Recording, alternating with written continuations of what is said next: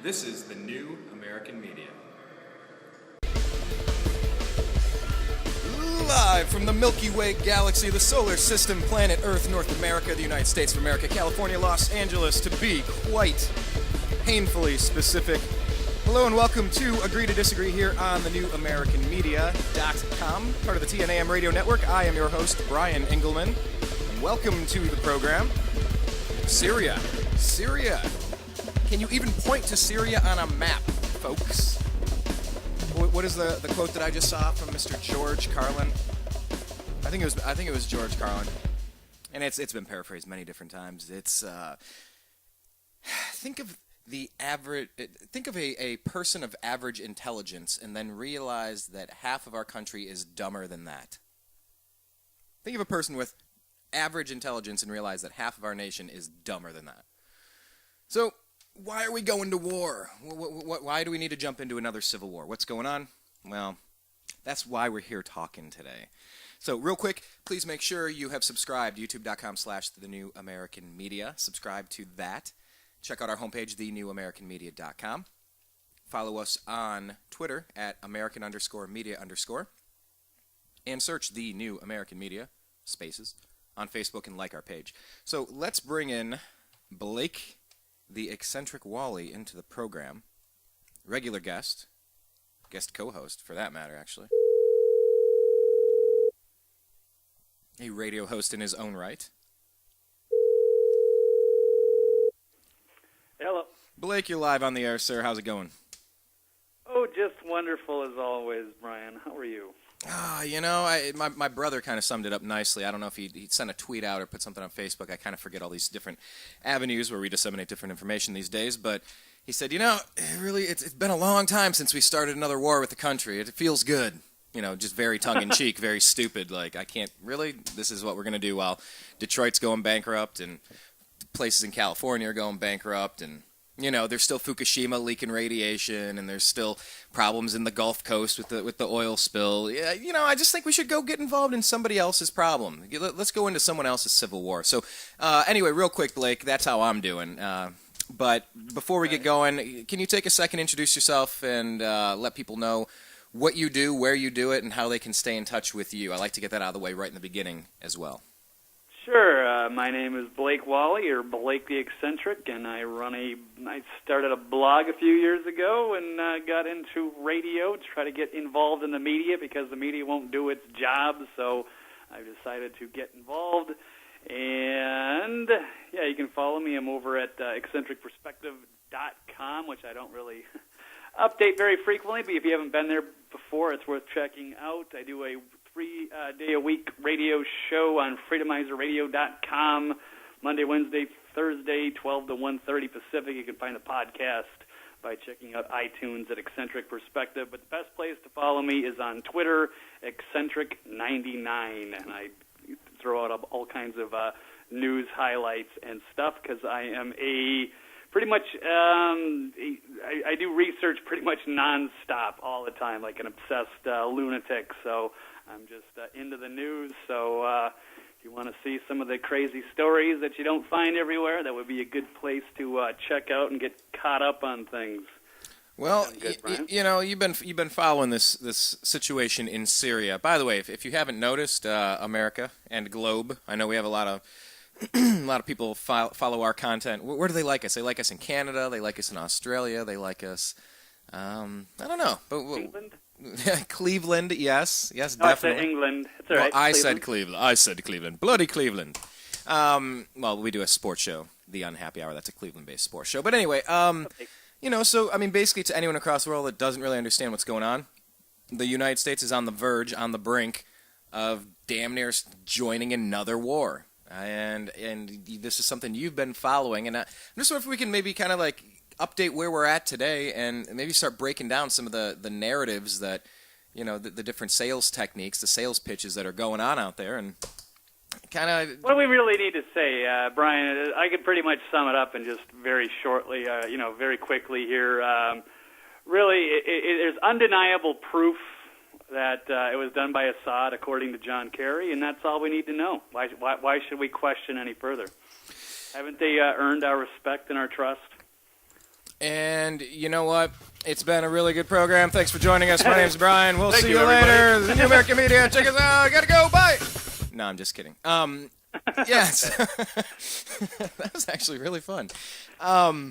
Okay, so John Kerry. Radio easy. All right. Yeah, I know. You know, it's interesting. I was thinking about this too. I was driving around today, and I'm thinking, you know, isn't it funny how Hillary Clinton, who wanted to be president, who was in the White House for 8 years with her husband, the president, was our former Secretary of State. Now it's John Kerry, who was running for president. You know, and to become one of those final two selected, or probably like the final four, don't you really have to go through a pre-screening process with, like, you know, the couple of people that run all of the operations of the planet and say, hey, you know what, look, this Republican versus Democrat game is only going to work if you guys play the game correctly. You're the actors, we write the script, and we need to just make sure we have enough dirt on you guys and girls so that you're never going to step out of line, because this is what we'll do to you if you do.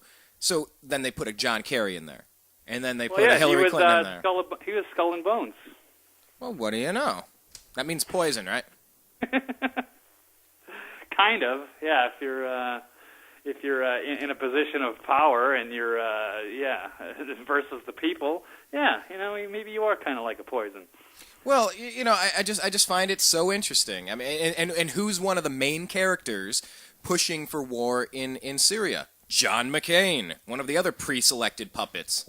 You know, that probably has enough dirt on it. You know, think about it. You got John McCain. Who are the key players in all of this? And it's just all right. So John Kerry comes out and says Assad definitely did something, so we definitely have to get undeniable. It's undeniable. Undeniable. Okay. Undeniable. Okay. Even though they can't show us any of the evidence, I'm sure it's all there. Evidence, like a picture of Osama bin Laden's dead body, or watching him get dumped into the ocean. You know, just like a piece of evidence. Yeah, yeah, exactly. Exactly like that kind of proof. Yeah, all the pictures, the video evidence of them sending, all the video evidence of Osama bin Laden, and then, of course, them dumping his body. And, yeah, you know, just like that, or just like all the video footage we got of, the plane hitting the Pentagon on 9/11. You know, stuff like that, yeah. Wow, we're really jumping into the crazy train right off the bat, folks. Right. Yes. Well, I mean, seriously. I've said this about Bin Laden so many times. I had to watch the video of people jumping to their deaths, trying to avoid smoke inhalation or being roasted alive, jumping out of the tops of towers. I've had to see that. I've had to watch thousands of people die. Show me that guy's corpse. Show me.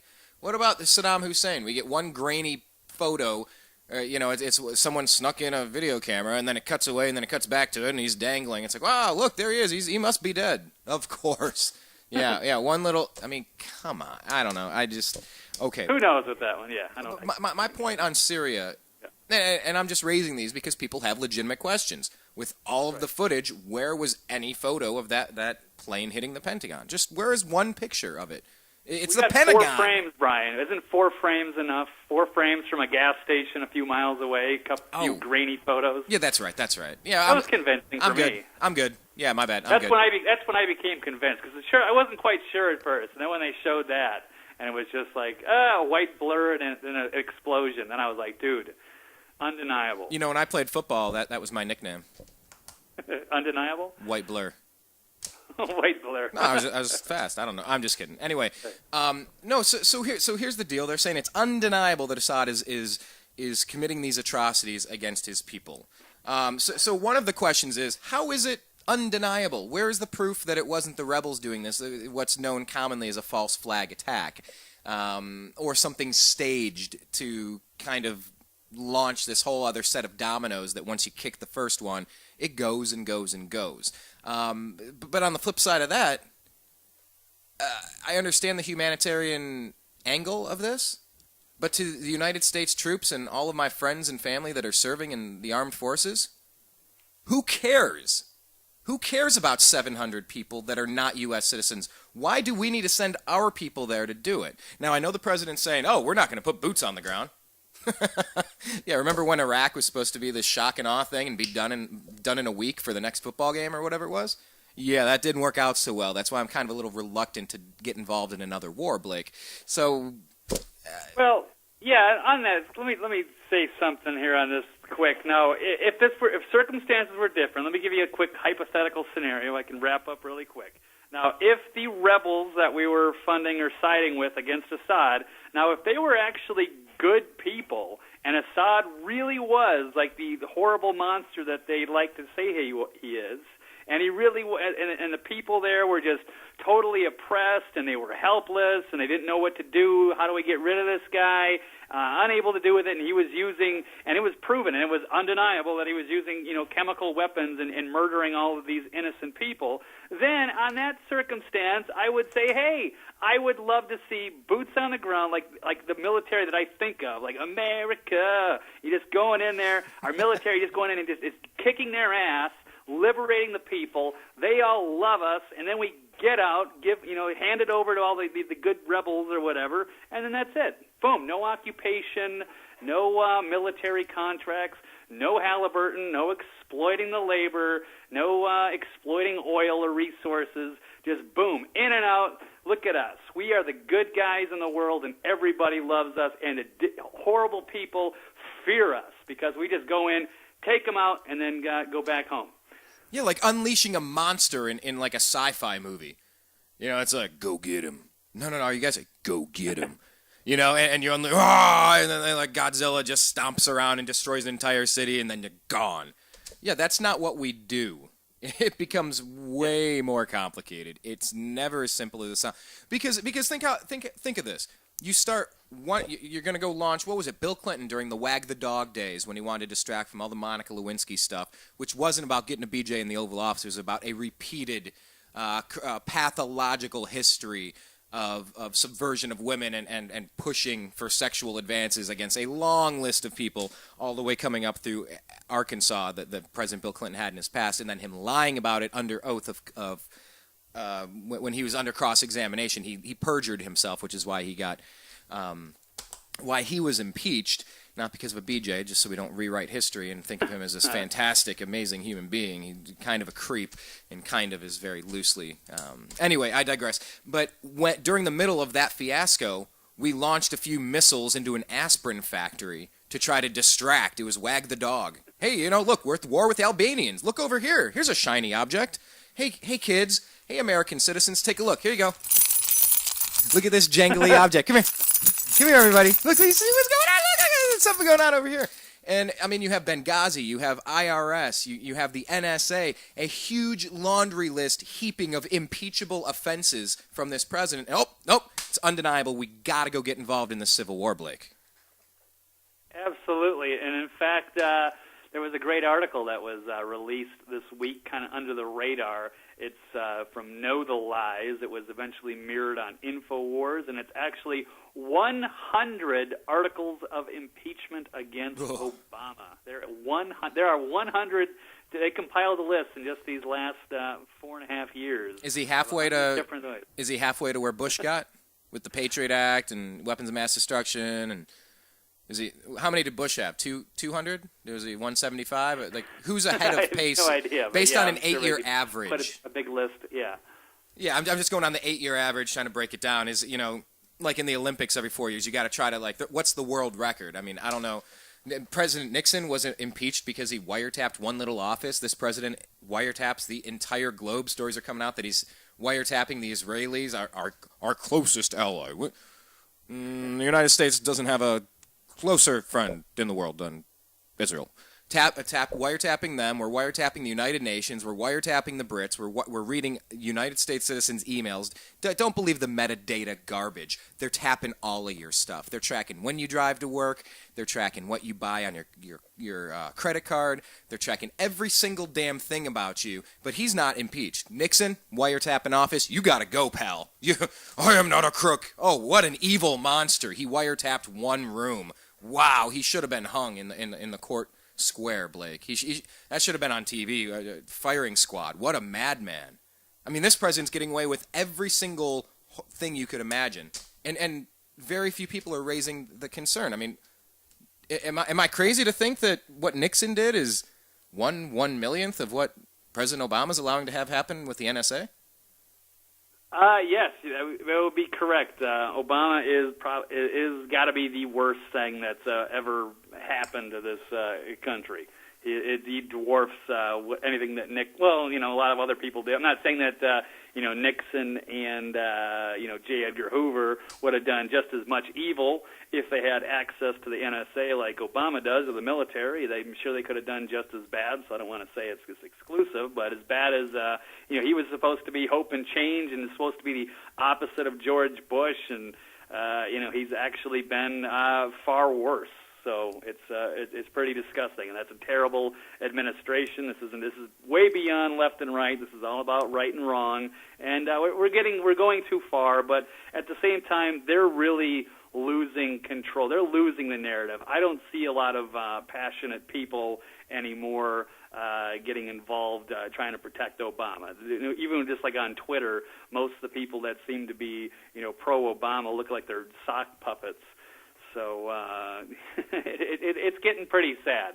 Seems like even the sock puppets are starting to turn against parts of the liberal media. They're going after MSNBC or some of these other writers and such out of the Washington Post, just because they're not 100% pro-Obama anymore. So they're really losing all their credibility. The media's they're gone. They're not buying, and so I guess they just need a big distraction like Syria before the people just say, okay, we've had enough. Maybe we need to have a little coup of our own here, and we just need to remove these people from power before they do something stupid like they're planning on, like they would like to do in Syria. Except this has been a turning the tide moment. Because this has been some unprecedented stuff. The people do not want to go along with this. So it might have been, yeah. To go back to the thing you led that statement on with President Barack Obama being the worst thing that's happened in this country, would you say he's the worst thing that's happened to this planet since that comet hit in the Yucatan Peninsula, wiping out the sun for years and destroying all of the dinosaurs? Okay, maybe I wouldn't quite go that far, but it's fascinating how he is beyond. He's way worse than I would have thought. In the first couple of years, you didn't really know, but it's really we've seen a lot of just. With all these scandals, coming loose, and we're really just seeing that this guy is nothing but a liar. He's not done anything. He's got no good ideas. And all of it's nothing but lies and a bunch of speeches, a bunch of BS, and every time you want to say anything bad about it or criticize them, then they play the race card on you, and it's getting to that point. So I don't know how much longer they want to keep continuing this. Now, of course, it took 22 months to impeach Nixon, but I don't know. This is. Like I said, this is historic, what we're seeing with Syria right now, because there's no support, and the people are finally saying enough is enough. So I don't know if we can start the impeachment proceedings or what have you, or how much longer this is going to take. But there's so many mounting problems, and the distraction they want doesn't look like it's going to happen. And so if he does, he could be looking at some serious war crimes. So it's like a little person trying to ride a horse? Mounting problems? Sorry, I'm done with the stupid one-liners, offending different groups of people. Anyhow, let me get back to this, because something you brought up a few weeks ago, I think it's very relevant right now, and for a couple of reasons. What was that? And forgive me, I don't recall exactly what it was. It was some sort of military general. I don't know if it was the Pentagon, but they had a press conference talking about how they're going to now be more transparent with the media because a blogger in their home office has just as much power as an entire media organization. Do you recall what I'm referencing, Blake? Yeah, it was a big deal. It was on the Drudge Report, and InfoWars and it was from the Department of Defense. And I want to say it was George Little, one of the secretaries of the Pentagon, just talking about the changing media landscape and the new American media. They can no longer control the narrative. You got people on social media. You got bloggers, like you and I, Brian, that could be just as influential as any major media outlet. So they need to start telling them. You got people that are asking questions. We got to start being honest because people aren't buying it anymore, and they're losing all their credibility. And that's what I was getting back to now, is because the landscape has officially changed. I'm sure that presidents in times past, whether it was the Gulf of Tonkin incident that got us into Vietnam, or whether it was Pearl Harbor, did people know about it? I am sure that things have happened in the past, and I'm sure that there was a compliant or intentionally neutered media or compliant media that kind of just went along with whatever the pre-scripted story was, and that just does not happen today. And it's not going to ever happen again. And so I think that's why I wanted to reference that, Blake, because what you're seeing is, hell, Britain won't even get involved. They're not touching this. Britain? That's historic. Yeah, absolutely. And that's, I think it's since 17, I think I had the first time since 1782, I think. Yeah, first time in over 200 years that a British Prime Minister lost a vote on war since 1782, when Parliament effectively conceded American independence by voting against further fighting to crush the colony's rebellion. So we're going back to the birth of our country was the first time. Wait. England, yep. Is this going to be bookended then? If that was at the birth of our country, does this mean we're at the end, Blake? Well, who knows? Maybe the rebirth of our country is on the way when we have a little redress of grievances. It is. With the administration, and say, you know what? It's Obama, Biden, Washington, a lot of people on Congress. It's time for a major house cleaning on Washington. Well, let me say that peaceful renaissance. Yes, I like peace. Yes, peace is good. I prefer peace. But I don't even know what that voice was. But yeah, let's talk about this. We only have you for a couple more minutes. I do recognize your time constraints. As far as retaliation, there's 2 points I want to make. 3 points, actually. Number one, we've telegraphed every move, so if they did have stockpile... Remember what happened in Iraq? I've never believed that there weren't weapons of mass destruction there. I do believe they were moved. I do. And maybe they were lied, maybe they were deceived. But we're doing the same exact thing. We're telegraphing our moves. That stuff's going to be shipped out of the country across the border in a heartbeat. Oh, no, we ain't got nothing there. I don't know. So why would you show the Miami Dolphins your playbook if you're the Cleveland Browns and you play them next week? No, you don't show them your playbook. That's ridiculous. Point number one. Point number two is retaliation. This president has already said, no, we're not going to put boots on the ground. No, we're not committing to anything long term. No, we're not going to do this and that. So wouldn't that give everybody an understanding that, all right, let's just ride out this one. We're going to have a little earthquake here. Some things are going to blow up. Then we'll be cool because they're done. And then point three, there are other countries, whether it's China, whether it's Russia, other people in the Middle East, that are going to jump in potentially and cause a backlash. Anytime you're in the schoolyard and you punch somebody in the face, maybe their friends are going to jump in and you have a freaking brawl. That's why I don't like violence, because there are unintended consequences to every violent action, which is why I abhor violence. And I try to stay away from it as a first, second, third, and 17th option when I can. I don't know which one of those points you want to comment on, but I just kind of threw a bunch at you. Yeah, I don't even know what to say on that. It's, we're looking at potential of World War III if they want to get involved, because we don't really have any moral authority. We don't have any proof that this was 100% Assad, and the Russians have even firmly stated no. And then we're not getting any they basically said that it is the rebels that caused the chemicals. That did the chemical bomb. There's a great report today from Paul Joseph Watson saying the rebels admit responsibility for the chemical weapons attack. And if we get involved for the wrong reasons and get in there, we could be looking at bringing Russia, China, Iran into the war, and it'll literally be a world war of, against the United States and Israel. Obviously, there's going to be retaliation on them.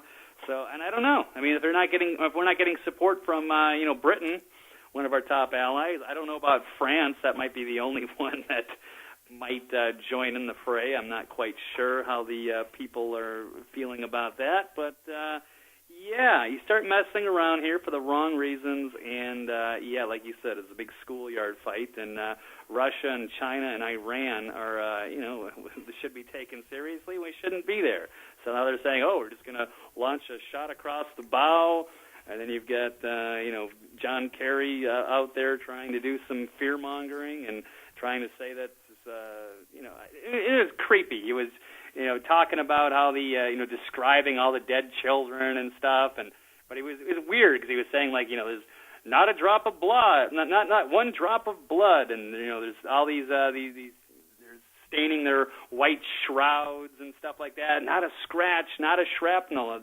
There's nothing. There's no like what do we want to see here? Like, he's mad about all these rows of bodies that don't have any blood stains. Like, would it be better if they were all mutilated and we couldn't figure out? We had to put all the bodies back together, and there was so much blood we couldn't even stand in the. I mean, I don't get what they're trying to do here. And then, of course, I can get into the some of the Obama speech today, which wasn't much of a speech, but I don't know if we want to get into this here. Let's see. He was saying that they're detailed with high confidence that Syria carried out the chemical weapons attack, killing 1,000 people, including hundreds of children. And he wants to go on about images that shocked us all. We cannot accept a world where innocent women and children are gassed. It's like, wait a second, I got 100,000 people that have died from every kind of awful thing you can imagine, but, as soon as it's chemicals, and that's our excuse, we have to get over there. Just a couple quick points. He said, this kind of attack violates our national security interests. Thank you. Thank you. No, hold on. Thank you. Yeah. That's exactly what that was the next point I had on my list. That was the one thing I was going to jump in with real quick.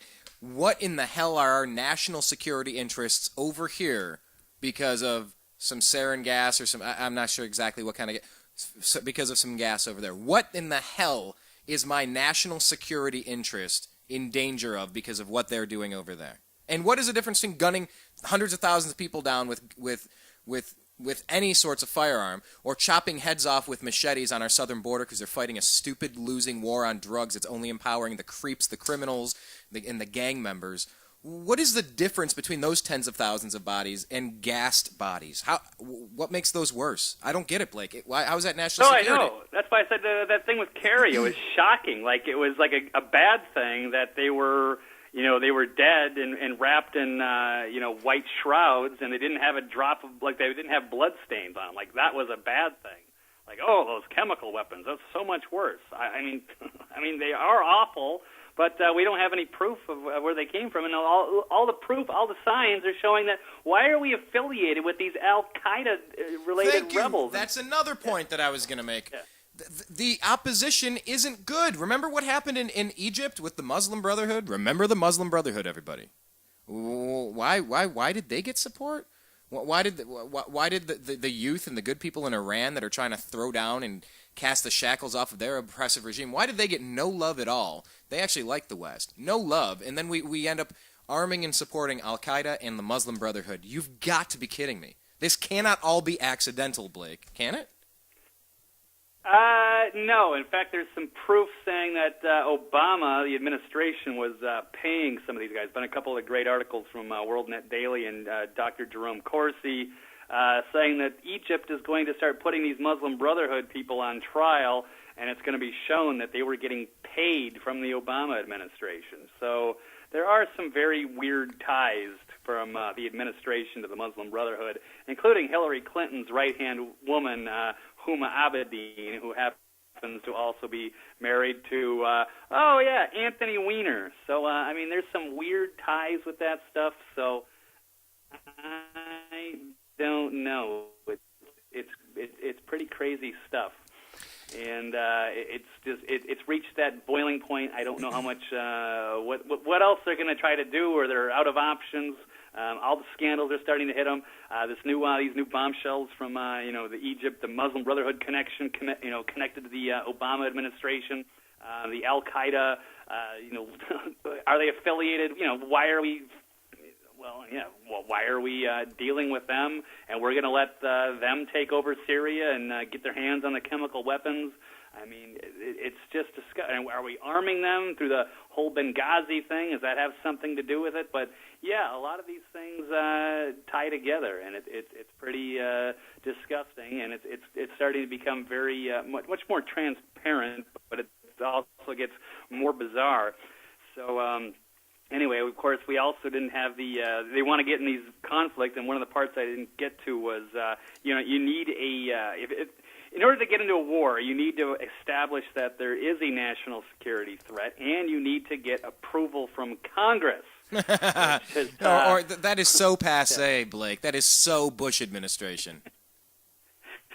I know, but it's funny because you saw David Cameron of England trying to go through his parliament to get permission, and they said no for the first time since 1782. But Obama's trying to find a way, and you got all kinds of congressmen are coming out and saying, no, we need to discuss this before you do anything here. But, of course, it's also mentioned that if Obama does try to go away from Congress, away from the UN, and decides to do something, that will make him an automatic war criminal.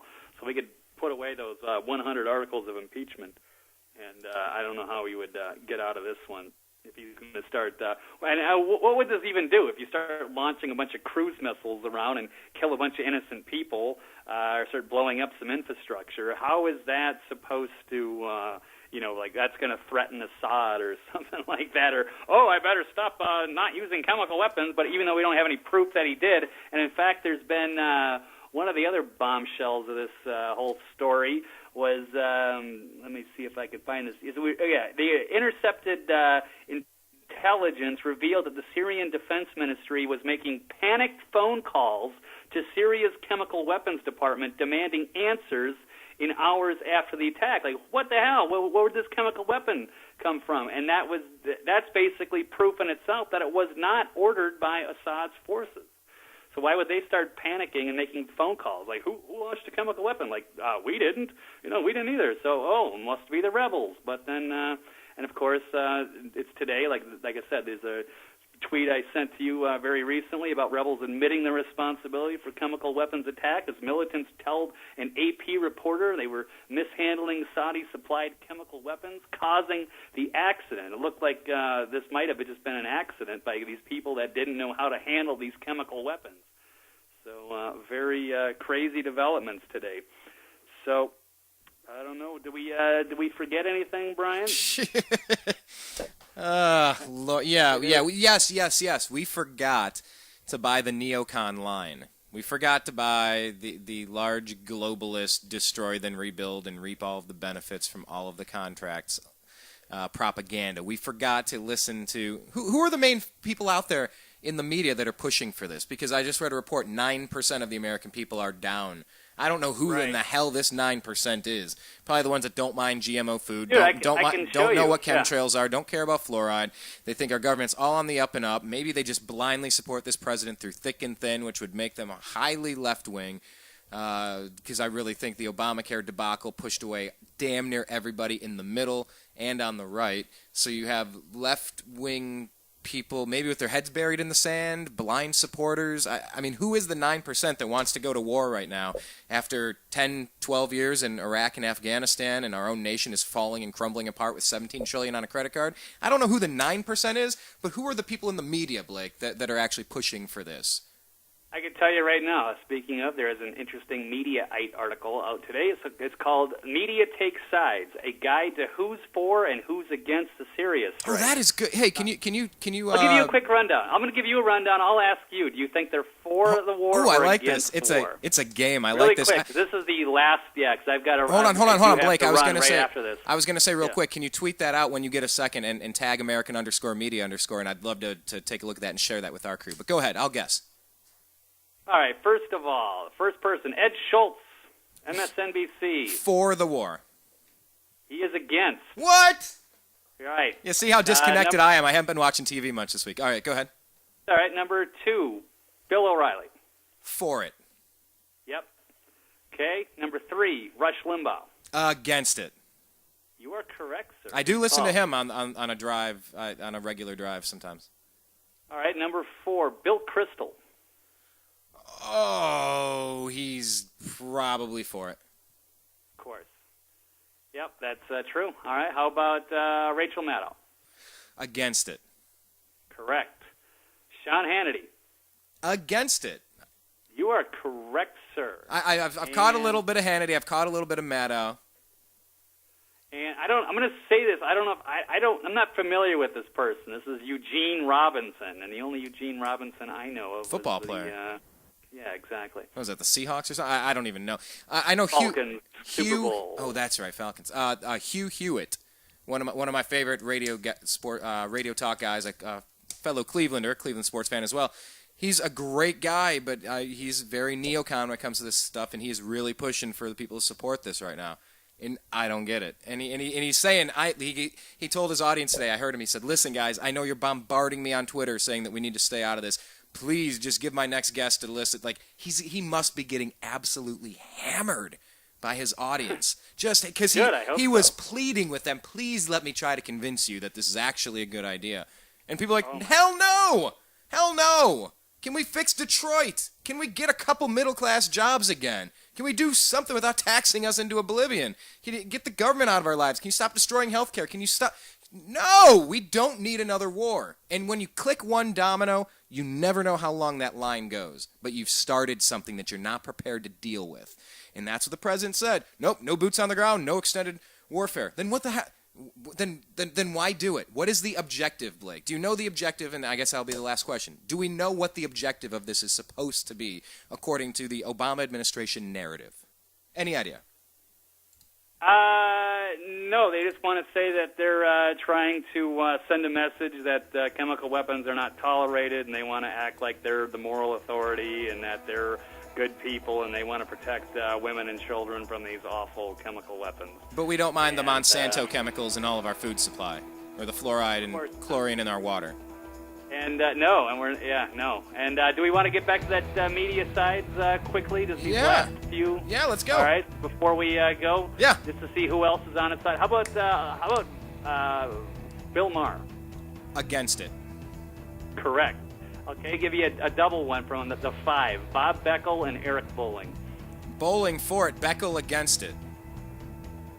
You are incorrect. It is the opposite. Yeah, you know, Eric as soon Bolling as is against it, as Bob soon Beckel's as for I it. said that, all right, sorry, sorry, my bad. No problem. Maybe you guessed that up. I'm going to give it to you. And the last person, Glenn Beck. Oh, I love Glenn Beck, but he is so pro-Israel it clouds his judgment so often on foreign policy. And Israel's been threatened. I'm going to say he's, oh boy. I would. Oh, jeez, that one has me. Not a little bit. I might be cutting out. Yeah, no. So you have to just plug yourself here, but.